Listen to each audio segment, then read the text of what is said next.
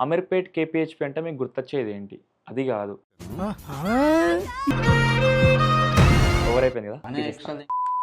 వీడేంటి ఇలా వచ్చాడు అనుకుంటున్నారు కదా! ఇలా ఓవర్ యాక్షన్ చేసే వాళ్ళందరివి కూడా కుర్చీ మడత పెట్టి పెడదామని చూస్తున్నా. అమీర్పేట్ కేపీహెచ్పీ అంటే మీకు గుర్తొచ్చేది కోచింగ్ సెంటర్‌లు.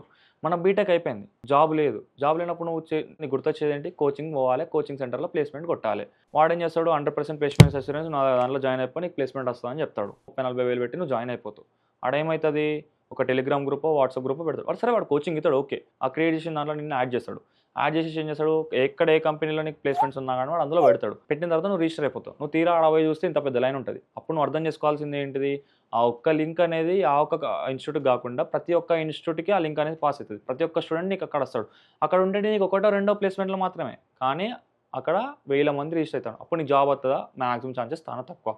నువ్వు అప్పుడు పోయి వాడిని అడుగుతావు. లాస్ట్‌కి ఎండ్ ఆఫ్ ద డే వాడు ఏమంటాడు? నీకు ఎన్ని ప్లేస్‌మెంట్స్ అప్పటి నుంచి ప్రొవైడ్ చేసినా నువ్వు లాస్ట్‌కి నీకు జాబ్ రాలేదు. అది అక్కడ నీ మిస్టేకే. నా మిస్టేక్ ఏం లేదు అని అంటాడు. సో, ఇలాంటి స్కామ్స్‌కి చాలా కేర్‌ఫుల్‌గా ఉండండి. ఇలాంటి స్కామ్స్ ఇలా ఓవర్ యాక్షన్ చేసే వాళ్ళందరి కుర్చీ మడత పెట్టాలంటే నా పేజ్‌ని ఫాలో కొట్టేసేయండి.